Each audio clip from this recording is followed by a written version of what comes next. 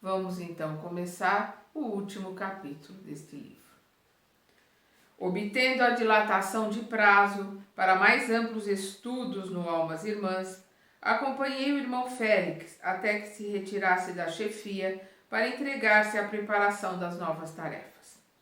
O instrutor escolhera a Casa da Providência para se despedir da comunidade. Na data pré-fixada, desde cedo, as portas do edifício jaziam abertas para quantos quisessem dizer adeus ao querido orientador, que todos os residentes no Instituto consideravam herói. Ministros da cidade, admiradores situados em lugares vizinhos, comissões de vários órgãos de serviço, todas as autoridades da organização, amigos, discípulos, beneficiários e companheiros outros, que procediam de longe, ali se reuniam, irmanados numa só vibração de agradecimento e de amor.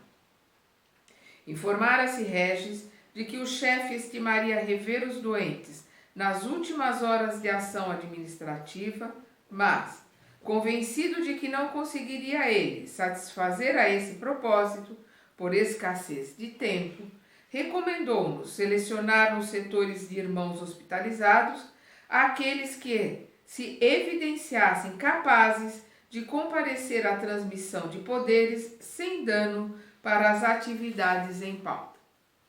Alinhamos para logo 200, que não criariam problemas, e aspirando a salientar a dedicação incessante de Félix para com os menos felizes, determinou Regis fossem acomodados na primeira fila do auditório, como homenagem silenciosa àquele que os amava tanto. Destacavam-se, quase todos eles enfraquecidos e trêmulos, simbolizando vanguarda de saudade e sofrimento na assembleia, portando ramalhetes nas mãos. Contemplava-os enternecido, quando Félix chegou por fim, denotando a firmeza e a serenidade que lhe marcavam as atitudes. Instalou-se, tranquilo, entre o ministro da Regeneração, que representava o governador, e o irmão Regis, que o substituiria.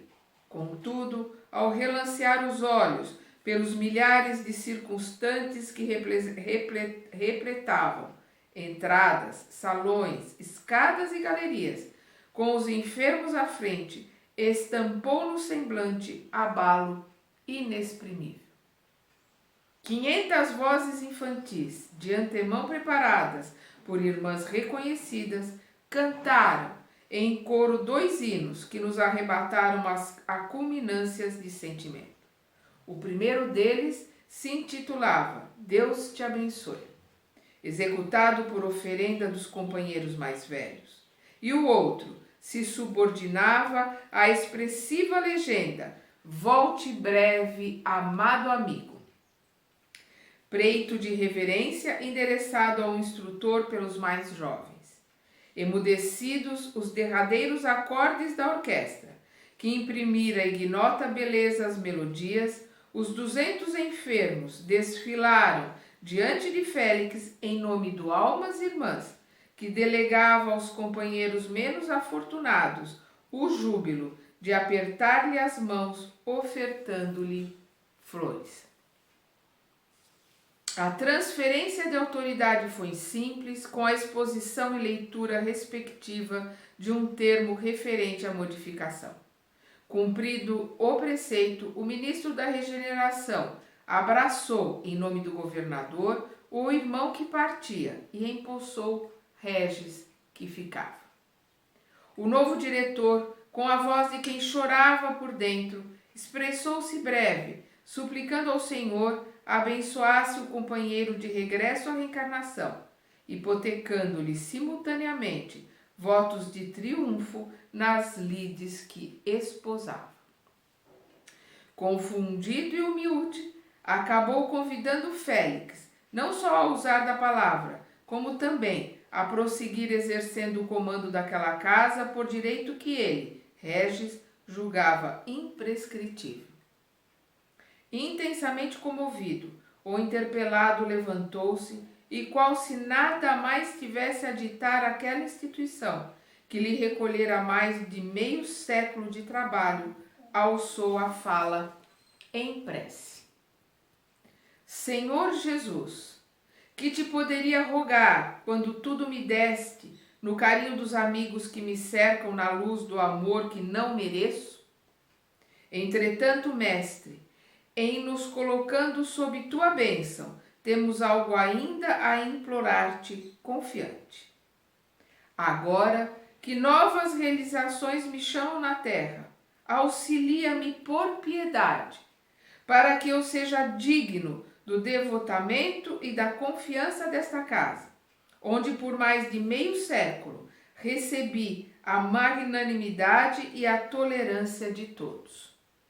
Diante da alternativa de tomar novo corpo no plano físico, a fim de resgatar débitos contraídos e curar as velhas chagas interiores que carrego por doloroso rescaldo de minhas transgressões, induze, por misericórdia, os amigos que me escutam a me socorrerem com a benevolência de que sempre me cercaram, para que eu não resvale em novas quedas. Senhor, abençoa-nos e sê glorificado para sempre. Félix pronunciara as últimas palavras, sobrestando dificilmente a emotividade que o traía, mas, como se o firmamento lhe respondesse de imediato à apelação, amigos das esferas superiores ali presentes, conquanto se nos mantivessem inacessíveis ao olhar, valendo-se das forças espirituais de todo o auditório, positivamente orientadas numa só direção, materializaram farta chuva de pétalas luminosas que desciam do teto e a se desfazerem, tão logo nos tocavam a fronte em vagas de perfume inesquecível. Que imagem linda, né? A expectação prosseguia por instantes de jubiloso silêncio, quando um carro estacou à porta do foro repleto e logo após, certa mulher penetrou o recinto revestida de luz. Num átimo, todos os circunstantes se levantaram, inclusive o ministro da Regeneração, que a envolveu para logo num olhar de fundo respeito. Hesitei um momento só. Reconhecia feliz. Era a irmã Damiana, que integra em nosso lar o quadro de campeões da caridade, nas regiões das trevas, de quem conservava Félix o retrato e a quem se ligava por estranhados laços de afeto. A benfeitora, que revelava imensa modéstia, trajara-se de esplendor, daquele esplendor que, de certo, tantos sacrifícios lhe custaram. Tão só para mostrar o regozijo com que vinha receber e aprontar para novo renascimento aquele a quem amava por filho do coração. Então, com essa imagem maravilhosa da despedida do irmão Félix, nós vemos aqui que André Luiz coloca umas linhas para colocar que o tempo caminhou, passou-se o tempo. 4 anos passaram celeremente. Esperança, esforço, trabalho, renovação. Perdão. Embora nunca me esquecesse de Félix, vários instrutores nos haviam recomendado o afastamento temporário da nova incumbência de que se investia, para não sermos tentados a prejudicá-lo por excesso de mimos.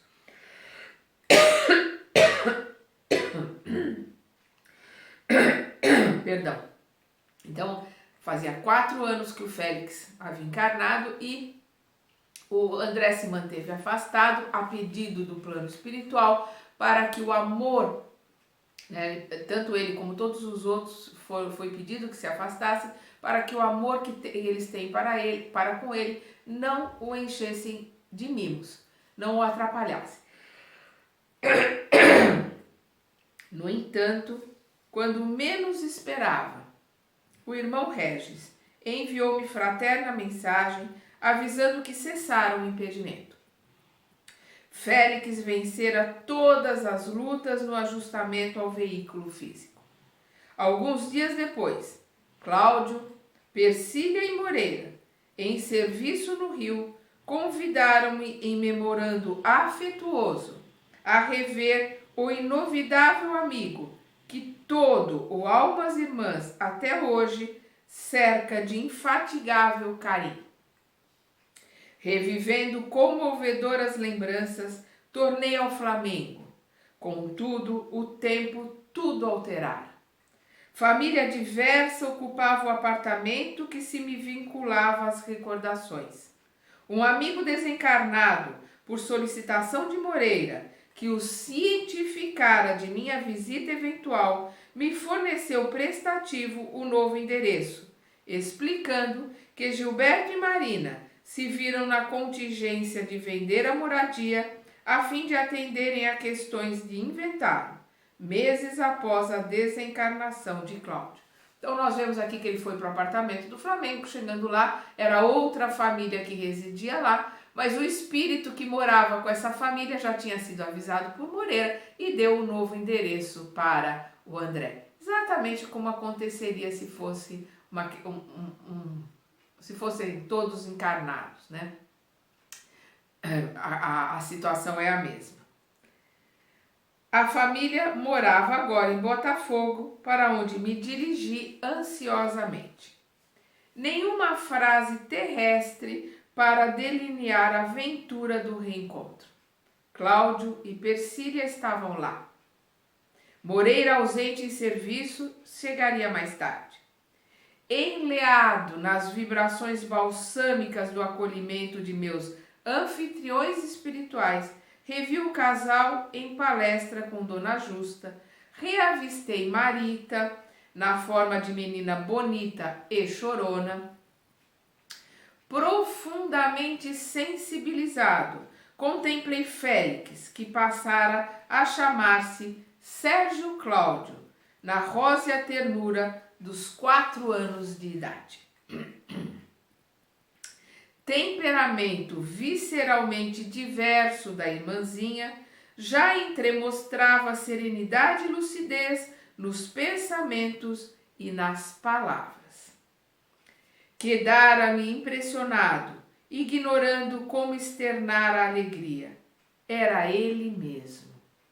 Encantado, divisava novamente a chama daqueles olhos inesquecíveis, conquanto brilhasse num corpo de criança despreocupada. Cláudio e Persília informaram-me que Nemésio fora conduzido ao plano espiritual 1 ano antes, em seguida a escabrosos padecimentos. Contaram que verdadeiras maltas de obsessores ameaçavam o apartamento de Botafogo, quando o pobre companheiro se achava prestes a partir. Persília, porém, acompanhara o movimento intercessório que se levantara em favor dele, no Almas Irmãs. Amigos devotados interpunham recursos, deprecando caridade e misericórdia quando se soube que a justiça no Instituto o considerava incurso em definitivo banimento. Então, quando eles souberam que o Nemésio não poderia ir para Almas Irmãs, a Persília e outros, né, intercederam por ele, foram buscar ajuda, foram buscar no plano superior espíritos para intercederem junto à justiça do Almas Irmãs para tentarem ver se conseguiam acolhê-lo lá. Antigos companheiros, em apelos calorosos, mencionavam os gestos de beneficência que praticara ao tempo de Dona Beatriz, somados ao triênio de enfermidade e paralisia que suportara resignado. Diante dos empenhos multiplicados de que o próprio irmão Regis partilhava, já que, seguindo a orientação administrativa de Félix, inclinava o poder à benevolência, os magistrados permitiram a reabertura do processo para debates amplos.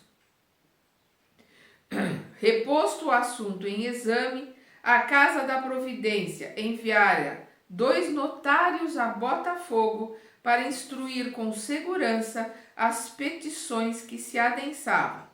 Todavia, os serventuários tinham chegado exatamente na ocasião em que Nemésio, parcialmente desencarnado, enlouquecera ao descobrir em derredor do refúgio doméstico a presença das companhias infelizes que irrefletidamente cultivava.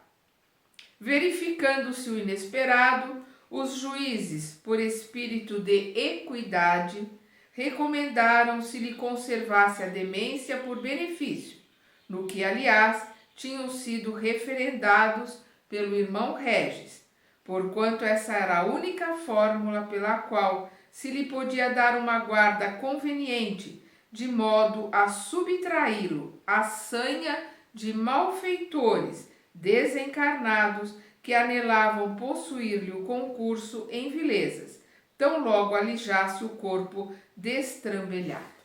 Então nós vemos ali que eles, quando foram fazer esse julgamento, ver se eles iam reconsiderar, ele estava dementado por ver à sua volta, os espíritos com os quais ele mantinha, sintonia.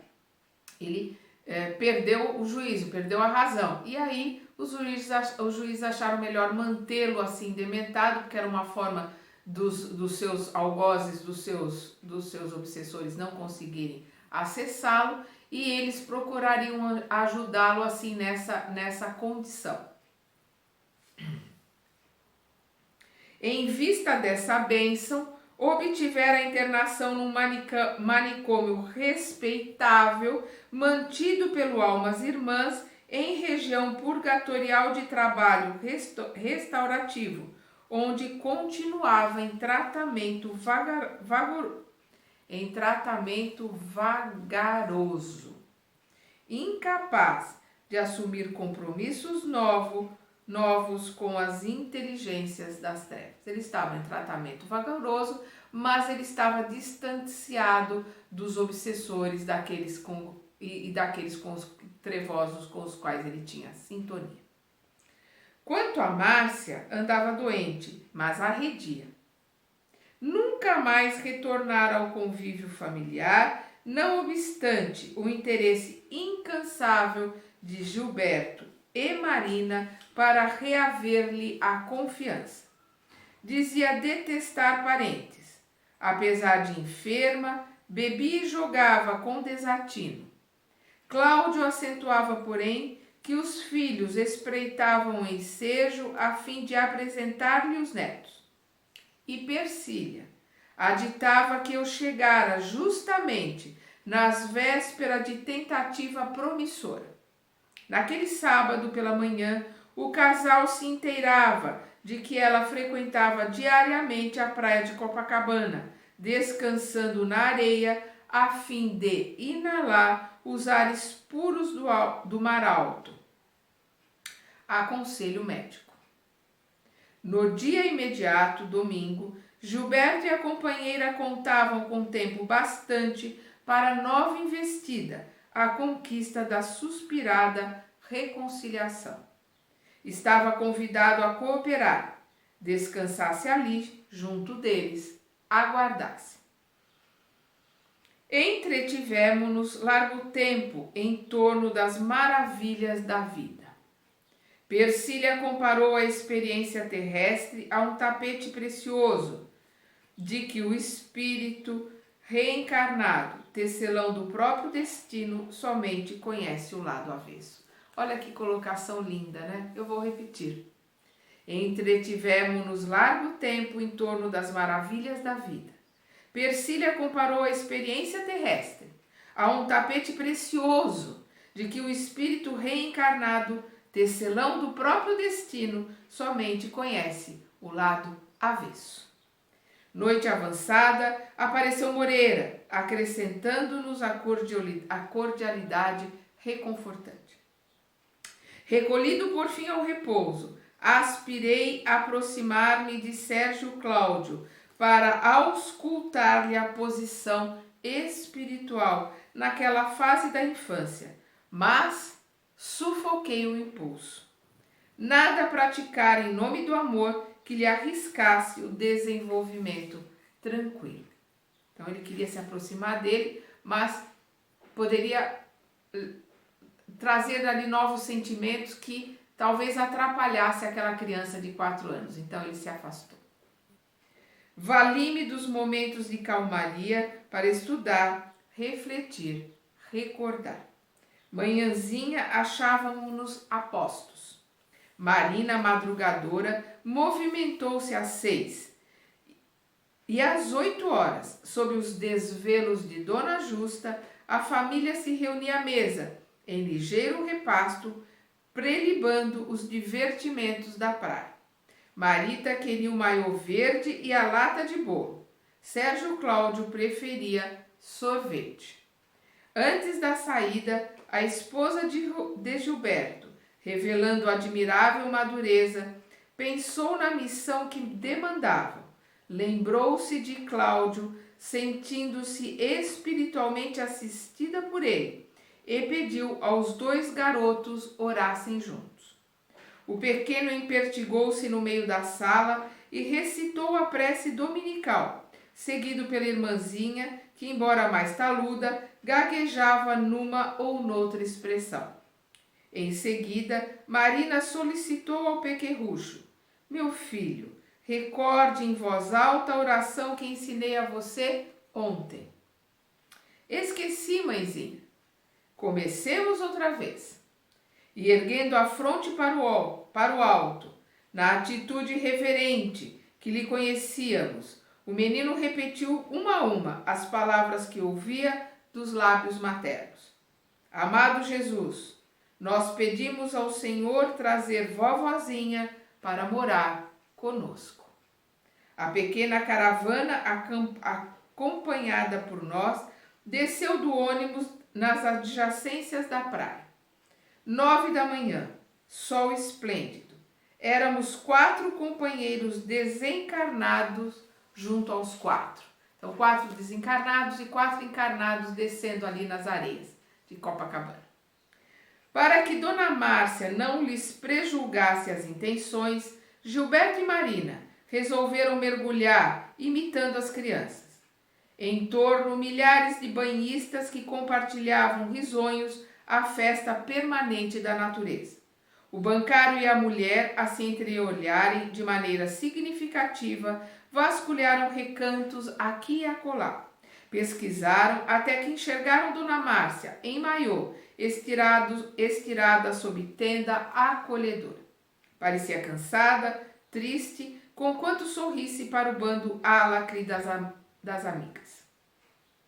Cláudio, emocionado, ponderou que dispunhamos da possibilidade de envolvê-la em reminiscências edificantes. Então o Cláudio falou ali para o André, né? Vamos lá envolvê-la, né, em lembranças, em coisas boas do passado, para ver se a gente ajuda, facilita esse reencontro. Acercamo-nos dela, enquanto Gilberto e Marina, com os rebentos, se aproximavam, guardando aparente despreocupação. Sob nossa influência, a viúva Nogueira começou inexplicavelmente para ela a pensar na filha. Marina, onde estaria Marina? Que saudades! Como lhe doía agora a separação! Como lhe tinha sido espinhoso o caminho! Rememorava o lar, de ânimo opresso, revia o princípio. Cláudio, Aracélia, as filhas e Nemésio rearticulavam-se-lhe na imaginação, reintegrando quadros de amor e de dor que jamais pudera esquecer. Tanta amargura seria a vida? E indagava-se de alma inquieta se teria valido a pena existir para alcançar a velhice em tamanha solidão. Nisso, percebe que a turma se avizinha, ergue-se assustada e reconhece o grupo, observando-se apanhada de surpresa. Atônita, fixou Marina, Gilberto e Marita de relance. Entretanto, ao esbarrar com os olhos de Sérgio Cláudio, quedou enlevada. Ó Deus, que estranha e linda criança, monologou no íntimo. O menino largou apressado a destra materna após lhe haver Marina cochichado algo aos ouvidos e atirou-se a ela, gritando comovedoramente: vovozinha, vovozinha.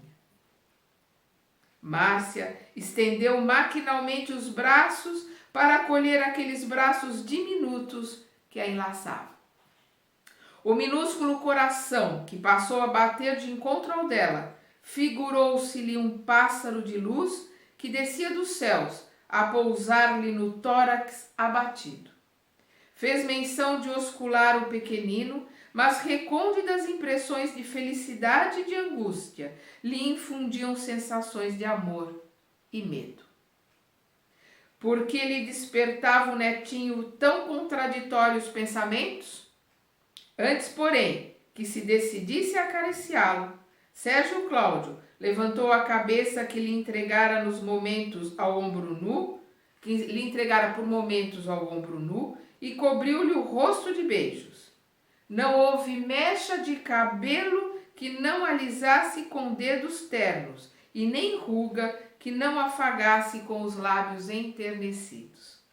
Enleada, Márcia recolheu as saudações dos filhos, abraçou a menina, que via igualmente pela primeira vez. Referiu-se à saúde e, quando entrou a comentar quanto à vivacidade dos netos, Marina recomendou ao filhinho declamasse a prece da vovozinha que pronunciara em casa antes de sair. Sérgio, com a noção inata do respeito que se deve à oração, despencou-se do regaço a que se agarrara, perfilou-se diante de Dona Márcia, fincando os pés rechonchudos na areia e cerrando os olhos em laboriosa diligência de imaginação para ofertar de si mesmo aquela manifestação de carinho, repetiu firme: Amado Jesus, nós pedimos ao Senhor trazer vovozinha para morar conosco. Dona Márcia prorrompeu em lágrimas copiosas, enquanto o pequenino se lhe asilava de novo nos braços que tremiam de júbilo. Que é isso, mamãe? A senhora chorando? Inquiriu Marina carinhosa. Ah, minha filha, respondeu Dona Márcia, aconchegando o neto ao peito. Estou ficando velha. Logo após, despedia-se das companheiras, avisando que naquele domingo almoçaria em Botafogo. Mas intimamente estava persuadida de que não mais largaria a residência da filha em Botafogo. Nunca mais. O menino prendera-lhe o coração. Acompanhei o grupo até o asfalto. Gilberto feliz chamou um táxi. Cláudio, Persílio e Moreira, que seguiriam de volta, me abraçaram em festa.